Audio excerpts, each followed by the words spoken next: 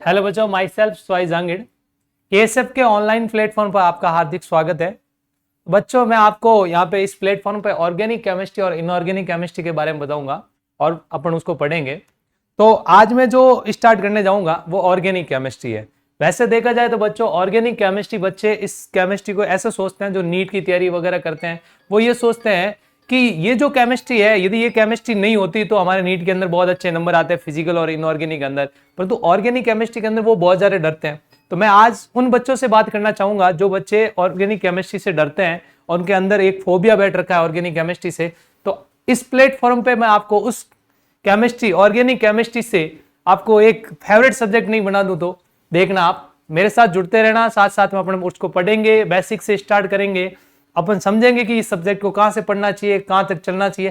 पर आपसे मैं दो फेवर चाहूंगा कि क्या करना है। एक तो कंटिन्यू पढ़ना है और इस सब्जेक्ट के प्रति पॉजिटिव एटीट्यूड रखना। पॉजिटिव एटीट्यूड का मतलब आपको ये हमेशा जब भी लेक्चर देखो तब ये सोच के देखना है कि मेरे को ऑर्गेनिक केमिस्ट्री आएगी समझ में, मैं इसको समझूंगा।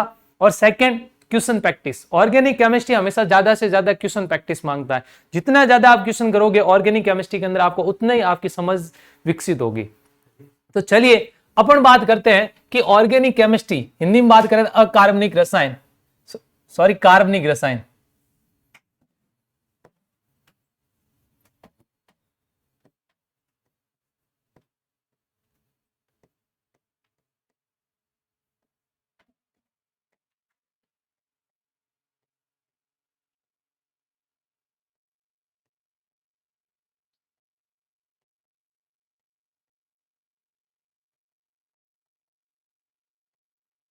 ऑर्गेनिक केमिस्ट्री, देखो देखा जाए तो ऑर्गेनिक केमिस्ट्री होता क्या है।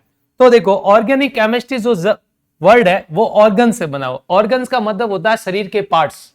जो हमारी बॉडी है, बॉडी के पूरी दिनचर्या है, जैसे अपन खाना खाते हैं, क्या क्या कहते हैं, जैसे कार्बोहाइड्रेट्स है, प्रोटीन है, लिपिड्स है, फैट है, ये सारे सारे क्या होते हैं, ये ऑर्गेनिक पार्ट है। तो पहले के टाइम में जब देखा गया था तो उस टाइम सोचते थे लोग कि ऑर्गेनिक केमिस्ट्री सिर्फ एंड सिर्फ जीवों से प्राप्त होती है। किससे प्राप्त होती है? जीवों से। ये इसको निर्जीव या कृत्रिम तरीके से लेबोरेटरी के अंदर अपन बना नहीं सकते कंपाउंडों को। परंतु धीरे धीरे इससे कैसे डेवलपमेंट हुए, इसके अंदर क्या क्या चेंजेस हुए, वो सारा अपन यहां से पढ़ना। मैं आपको यहां से ऑर्गेनिक केमिस्ट्री को बेसिक से बेसिक चीज लेके चलेंगे अपन और लास्ट तक पढ़ेंगे। तो इसमें क्या क्या पढ़ने वाले हैं, मैं आपको क्या क्या चीजें यहां पे पढ़ाऊंगा, आइए उसके बारे में बातें करते हैं अपन। तो देखो, ऑर्गेनिक केमिस्ट्री के अंदर सबसे पहले आपको मैं पढ़ाऊंगा, सबसे पहले पढ़ाऊंगा BOC. BOC basic organic chemistry.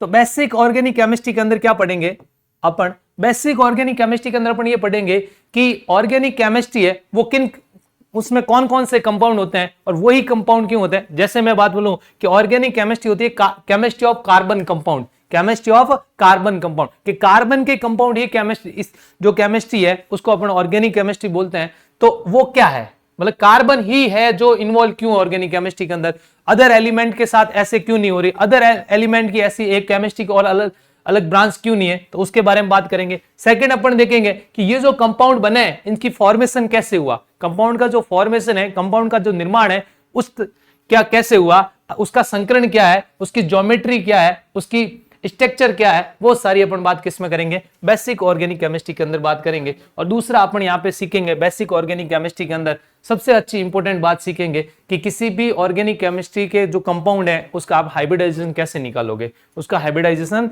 कैसे निकालोगे, उसके बारे में बात करेंगे। सेकेंड अपन पढ़ेंगे आईयूपीएसी, आईयूपीसी नेम, मतलब ऑर्गेनिक जो कंपाउंड है उनका नेमिंग, उसका नेमिंग क्या है, कैसे नेमिंग करेंगे उसका, उसके रूल्स क्या है, उसके बारे में अपन बातें करेंगे। जो थर्ड चीज है, थर्ड चीज अपन पढ़ेंगे यहां पे, जो बोला जाता है GOC, general organic chemistry first portion बोला जाता है, ठीक है, जीओसी। इसमें अपन बात करेंगे कि दो कंपाउंड है, उसके बीच से इलेक्ट्रोनेगेटिविटी का डिफरेंस है, तो उससे क्या क्या जनरेट होगा, उस कंपाउंड का जो उसकी फिजिकल एंड केमिकल प्रॉपर्टी के ऊपर क्या डिपेंड होगा, मतलब plus I, minus I, mesomeric, ठीक है, plus M, minus M, resonance, hyperconjugation, सब ये क्या होता है उसके बारे में अपन सारी कंप्लीट डिस्कशन किस में करेंगे, जीओसी फेस्ट। और एरोमेटिक कंपाउंड क्या होता है, एंटी एरोमेटिक कंपाउंड क्या होता है, बेंजोनोइड स्ट्रक्चर क्या होती है, नॉन बेंजोनोइड स्ट्रक्चर क्या होती है, हेट्रोसाइक्लिक कंपाउंड क्या होता है, होमोसाइक्लिक कंपाउंड क्या होता है, उसके बारे में कंप्लीट डिस्कशन अपन किस में करेंगे, जीओसी फेस्ट। फिर 4 नंबर जो अपन लेते हैं, 4 नंबर जनरली जीओसी सेकंड माना जाता है और कई जगह पे जीओसी सेकंड बोलते हैं।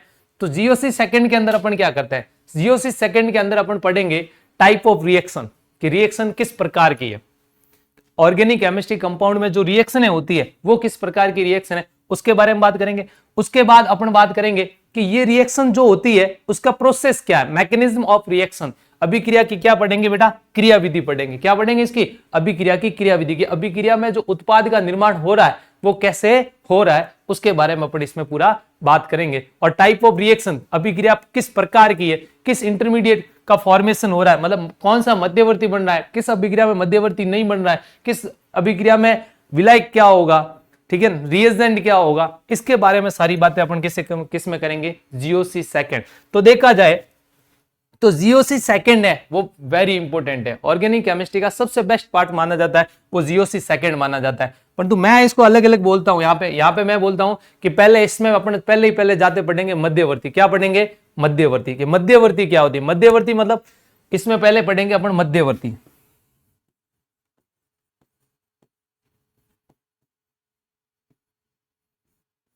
मध्यवर्ती, इंटरमीडिएट। अब देखो मध्यवर्ती क्या होते हैं, कि मध्यवर्ती ये होते हैं कि अभिक्रिया के दौरान बनने वाले जो स्पीसीज है, जैसे कार्बन के ऊपर पॉजिटिव कार्ब धनायन है, कार्ब ऋणायन है, ठीक है ना, कार्बीन है, या अपने बन जाए कार्बन फ्री रेडिकल है, या नाइट्रीन है, तो इस टाइप के ईटीसी ये सारे बेंजोनोइड स्ट्रक्चर है, ठीक है ना, बेंजीन बेंजाइन है, ये सारे जो बनेंगे वो उसके बारे में अपन यहाँ पे बातें करेंगे। उसके बाद अपन देखेंगे मध्यवर्ती की स्टेबिलिटी, इसमें चेक करेंगे कि मध्यवर्ती स्टेबिलिटी क्या होती है, रीअरेंजमेंट ऑफ कार्बोकैटायन यहाँ पे पढ़ेंगे अपन। तो ये सारी जो कहानी है वो जीओसी फेस्ट के अंदर मध्यवर्ती टॉपिक लेके अपन पढ़ेंगे। उसके बाद पढ़ेंगे क्रियाविधि, कि अभिक्रिया की क्रियाविधि क्या होती है। तो क्रियाविधि में आप पढ़ोगे विलोपन अभिक्रिया क्या होती है, विस्थापन अभिक्रिया क्या होती है, प्रतिस्थापन अभिक्रिया क्या होती है, मुक्त मूलक अभिक्रिया क्या होती है, उसके बारे में सारी अपन इसमें बारे में बात करेंगे। SN1, SN2, SNAR, ये सारी रिएक्शन है वो अपन यहाँ पे पढ़ेंगे। उसके बाद अपन यहाँ पे पढ़ेंगे स्टेबिलिटी ऑफ प्रोडक्ट।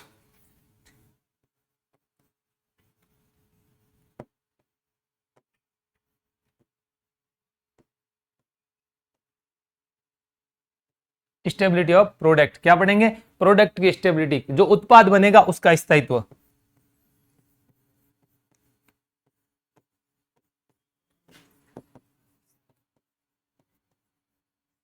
उत्पाद का क्या पढ़ेंगे, स्थायित्व, कि उत्पाद जो बना है वो कितना स्थायी है, ठीक है ना, और स्थायी उत्पाद का निर्माण क्या होगा। या अपन इसमें पढ़ेंगे कि जैसे मैं बोलूं SNAR है तो उसमें अपन पढ़ेंगे कि मेटा प्रोडक्ट स्टेबल है या ऑर्थो है या पैरा प्रोडक्ट स्टेबल है और वो क्यों है, उसके बारे में बातें करेंगे। उसके बाद अपन इसमें पढ़ेंगे नैम रिएक्शन।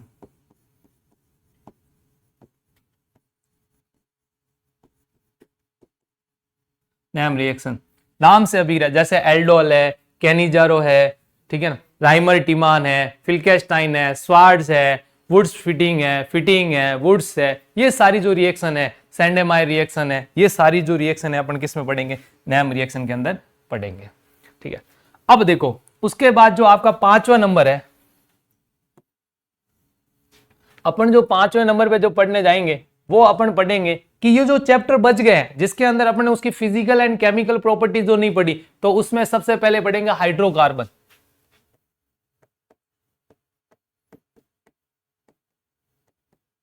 हाइड्रोकार्बन हाइड्रोकार्बन तो अपन पहले पढ़ेंगे एल्केन की फिजिकल एंड केमिकल प्रॉपर्टी,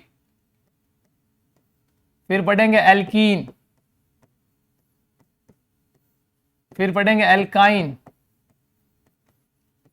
कि ये कौन कौन सी अभिक्रिया दर्शाएंगे। मतलब मैं अभिक्रिया के बारे में आपको पहले सारा कुछ इंट्रोडक्शन दे दूंगा कि ये अभिक्रिया ऐसे होती है, ये ऐसे होती है। फिर यहाँ पे जो चैप्टर है जो एनसीईआरटी के अकॉर्डिंग, तो उसमें अपन पढ़ेंगे कि भाई जो एल्केन है आपका वो कैसी रिएक्शन दे रहा है, उसके बाद एल्कीन है वो कौन कौन सी रिएक्शन देगा, और एल्काइन है वो कौन सी रिएक्शन देगा, इसके बारे में अपन बातें करेंगे। ठीक है, उसके बाद अपन पढ़ेंगे हाइड्रोकार्बन। हाइड्रोकार्बन के अंदर अपन एक और चीज पढ़ेंगे। ठीक है, उसके बाद 6 नंबर पढ़ेंगे हेलो एल्केन।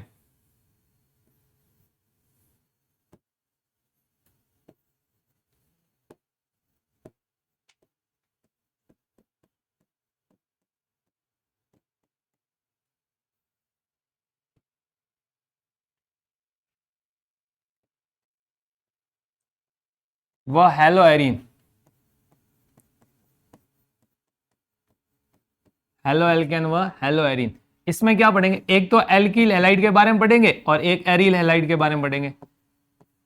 इसकी केमिकल एंड फिजिकल प्रॉपर्टी के बारे में पढ़ेंगे। भाई इनकी केमिकल प्रॉपर्टी क्या है, इनकी फिजिकल प्रॉपर्टी क्या है, ये टाइप्स कितने टाइप्स के होते हैं, वो सारा यहाँ पे पढ़ेंगे। और देखो बात की जाए तो ये जो आपका टॉपिक है ये वाला, ये आपकी 11th की एनसीईआरटी के अंदर है, और ये जो टॉपिक अभी नेक्स्ट जो बात कर रहे हैं वो आपके 12th की एनसीईआरटी का टॉपिक है।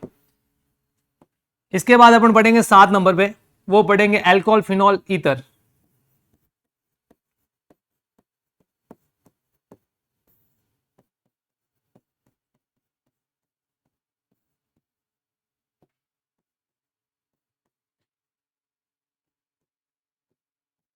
बोले तो कि अल्कोहल क्या होता है, कौन कौन सी रिएक्शन देता है। उसके बाद देखेंगे फिनॉल, फिनॉल कौन कौन सी रिएक्शन देता है।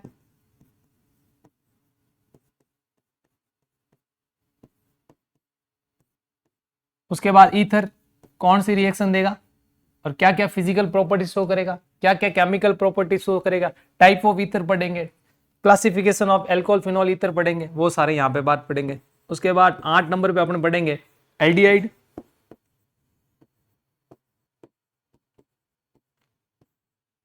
कीटोन एवं कार्बोक्सिलिक अम्ल एवं उनके व्युत्पन्न।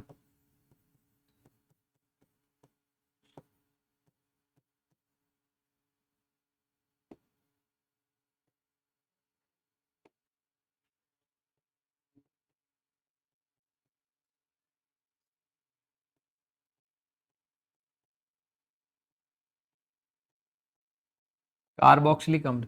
अब देखो एल्डिहाइड क्या होता है, RCHO, ये क्या होता है RCOR, ये क्या होगा RCOOH। ये तो इनके जो फिजिकल केमिकल प्रॉपर्टी और इनके बारे में कोई स्पेसिफिक रिएक्शन है वो अपन यहाँ पे पढ़ेंगे। उसके बाद 9 नंबर पे पढ़ेंगे एमीन। क्या पढ़ेंगे, एमीन। तो एमीन के बारे में पढ़ेंगे, और एमीन क्या होता है RNH2 लिखते हैं जनरली। ठीक है, तो एमीन के बारे में अपन यहाँ पे पढ़ेंगे कि एमीन की क्या क्या रिएक्शन है, जो मतलब कौन कौन सी रिएक्शन है एमीन शो करेगा, वो सारी अपन बातें यहाँ पे करेंगे। मतलब मैं आपको रिएक्शन मैकेनिज्म पढ़ा के बाद में यहाँ पे अप्लाई करना सिखाऊंगा कि कौन सी रिएक्शन मैकेनिज्म किस के लिए इंपॉर्टेंट है। जैसे हेलो एल्केन के लिए और हेलो एल्केन के लिए कौन सी होगी, और हेलो एरिन के लिए कौन कौन सी रिएक्शन होगी। तो जैसे ये है, ये इसके लिए इंपॉर्टेंट होती है, अपने हर बार आती है। SN1 और SN2 पढ़ लेंगे अपन, विलोपन अभिक्रिया पढ़ लेंगे क्या होती है। ठीक है ना, तो ये सारी रिएक्शन क्या हो गई, जैसे हाइड्रोकार्बन इसके लिए ओजोन अपघटन है वगैरह, सब वो सारी रिएक्शन है। एल्केन कौन कौन सी रिएक्शन देगा, फ्री रेडिकल रिएक्शन क्या होती है, तो वो सारी बातें अपन करते हुए स्टेप बाय स्टेप चलेंगे। पहले रिएक्शन मैकेनिज्म, फिर उसको चैप्टर के अंदर घुसेंगे, ताकि क्या हो प्रत्येक चैप्टर का अपन को एक एक चीज अच्छे से पता चले। मैं वहां पे बोलूंगा ये रिएक्शन दे रहा, तो आपके माइंड में वहां पे अपने आप मैप बन जाएगा कि ये रिएक्शन कैसे होने वाली है। तो इसलिए मैं कह रहा हूं कि स्टेप बाय स्टेप चलेंगे तो ऑर्गेनिक केमिस्ट्री कभी हार्ड नहीं होगी। और आपकी मैं 100% बोलूंगा, यदि आपने पहले लेक्चर से लेकर लास्ट लेक्चर तक यदि प्रत्येक वीडियो देखा है तो आपको मैं कंफर्म बोल रहा हूं कि आप बोलोगे मेरा फेवरेट सब्जेक्ट ऑर्गेनिक केमिस्ट्री है। नेक्स्ट अपन उसके बाद पढ़ेंगे प्रैक्टिकल ऑर्गेनिक केमिस्ट्री। अपन पढ़ेंगे प्रैक्टिकल ऑर्गेनिक केमिस्ट्री, POC। क्या पढ़ेंगे, POC, प्रैक्टिकल ऑर्गेनिक केमिस्ट्री। अब प्रैक्टिकल ऑर्गेनिक केमिस्ट्री अगर प्रायोगिक ऑर्गेनिक रसायन, मतलब कार्बनिक रसायन क्या होता है, इसके अंदर जो आपने जैसे 12th के बच्चे हैं उनके लिए एक प्रैक्टिकल फाइल बनेगी। उसमें फाइल में सबसे पीछे जो दे रखे होते पोर्शन, कि आप कैसे पहचानोगे कि आपको दिया हुआ वो एल्डिहाइड है, आप कैसे पहचानोगे आपको दिया हुआ वो फिनॉल है, आप कैसे पहचानोगे आपको दिया हुआ एल्कोहल है, आप कैसे पहचानोगे आपको दिया हुआ एमीन है, या आप कैसे पहचानोगे दिया हुआ वो जो है वो एनिलीन है। ये सारे कैसे पहचानते हैं, तो उनकी जो रिएक्शन है वो सारी अपन क्या पढ़ेंगे, प्रैक्टिकल केमिस्ट्री के अंदर पढ़ेंगे। तो ये आपके कितने नंबर पे है? 10 नंबर पे। तो प्रैक्टिकल केमिस्ट्री पढ़ेंगे अपन 10 नंबर पे। उसके बाद 11 नंबर पे आएगा बायोमोलिक्यूल।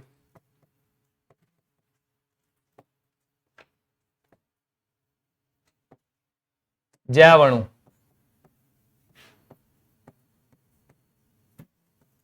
क्या पढ़ेंगे? जैव अणु।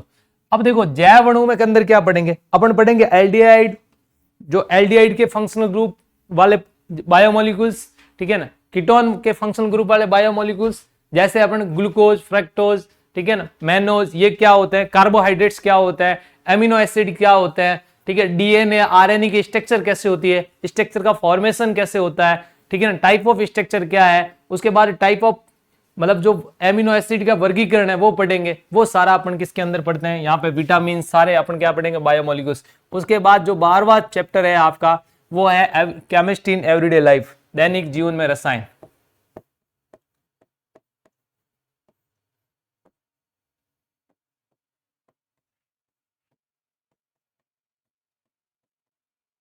दैनिक जीवन में रसायन। अब दैनिक जीवन के रसायन में इसमें क्या पढ़ना होता है? तो दैनिक जीवन के अंदर रसायन के अंदर अपन पढ़ेंगे कि भाई देखो जो अपना साबुन है वो सफाई का कार्य कैसे करता है, कोई भी साबुन है वो सफाई का कार्य कैसे करता है, डिटर्जेंट क्या होता है जिसको अपन घर पे सर्फ बोलते हैं ना, वो क्या होता है, वो कैसे कार्य करता है सफाई का, मिसेल का फॉर्मेशन कैसे होता है। दूसरी बात है जो अपने आज कृत्रिम मधुरक लाते हैं घर पे, जिनको शुगर के पेशेंट वगैरह होते हैं, वो जो अपने मीठा का सेवन करना चाहते हैं उनके शुगर की मतलब बढ़े नहीं मात्रा, इसलिए जो कृत्रिम शुगर के जो प्रोडक्ट बनाए गए उनके बारे में अपन बात करेंगे। दूसरी बात करेंगे मेडिसिन के बारे में कि कौन कौन सी दवाई है जिनका क्या होता है, क्या यूजेज है, वो सारी अपन बात किसमें करते हैं बेटा?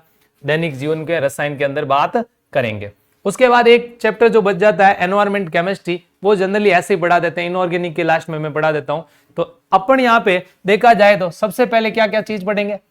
तो मैंने सबसे पहले बोला कि ऑर्गेनिक केमिस्ट्री में सबसे इंपॉर्टेंट चीज जो है आपकी वो है बीओसी। यदि किसी बच्चे को ये समझ में आ जाएगा तो उसके बाद उसको आईयूपीएसी नोमेनक्लेचर आना चाहिए।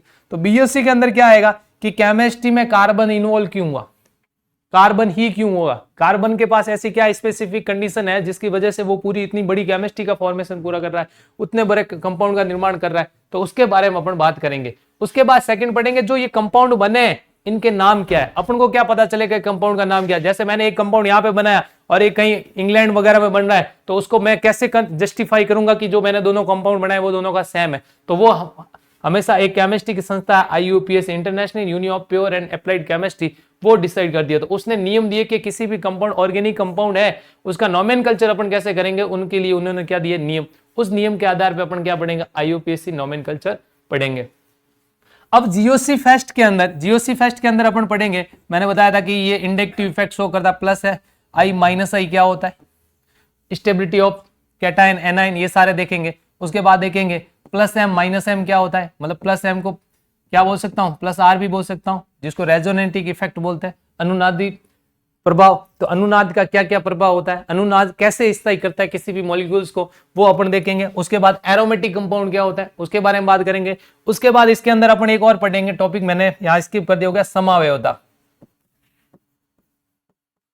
क्या पढ़ेंगे? समावयवता। अब देखो समावयवता क्या है? समावयवता ये होता है कि मॉलिक्यूलर फॉर्मूला कोई भी कंपाउंड का सेम आ रहा है परंतु उसके स्ट्रक्चर है डिफरेंट है, स्ट्रक्चर है क्या है? डिफरेंट है। वो स्ट्रक्चर डिफरेंट कैसे अपन आइडेंटिफाई करेंगे, तो वो अपन को काम किस में देखेंगे? अपन समावयवता के अंदर पूरा पढ़ेंगे कि अलग अलग स्ट्रक्चर को अपन आइडेंटिफाई कैसे करते हैं, कि उसको कैसे देखेंगे कि ये एक ही मॉलिक्यूल्स की अलग अलग स्ट्रक्चर है, तो उसके बारे में होगा। यहां से भी क्वेश्चन आते हैं, कई क्वेश्चन आते हैं यहाँ पे, ठीक है ना, तो अपन उसके बारे में बात करेंगे।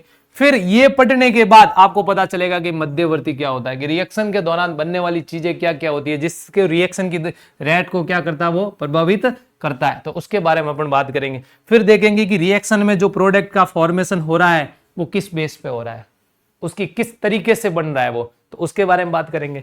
फिर अपन बात करेंगे कि जो प्रोडक्ट बना है वो कौन सा स्टेबल है, एक से ज्यादा प्रोडक्ट बन रहे हैं तो स्टेबल कौन सा है, किस वजह से स्टेबल है, उसके बारे में अपन बात करेंगे।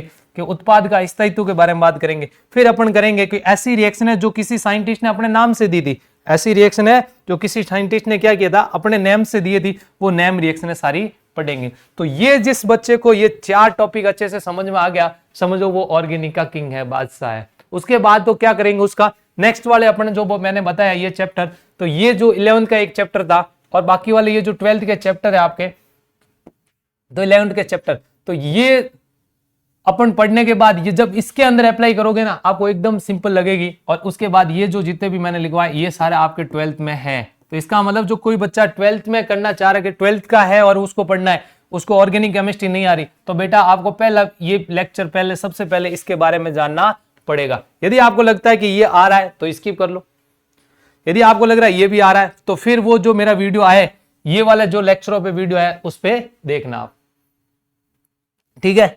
अब देखो दूसरी बात क्या रहेगी, जैसे मैं वीडियो बनाऊं, जैसे ये कोई टॉपिक है इसका वीडियो मैंने बना दिया, टॉपिक में कोई डाउट है तो आप उसका टॉपिक आराम से डाउट है उसको कमेंट करके बता देना कि भाई मेरा ये डाउट है, तो नेक्स्ट मैं जो इस वीडियो बनाऊंगा तो उसके अंदर आपके जो डाउट है वो सारे उसको सॉल्व करता हुआ नेक्स्ट वीडियो लेके जाऊंगा कि सर हमारी ये डाउट है, इसको वैसे लेके चले जाएंगे। चलिए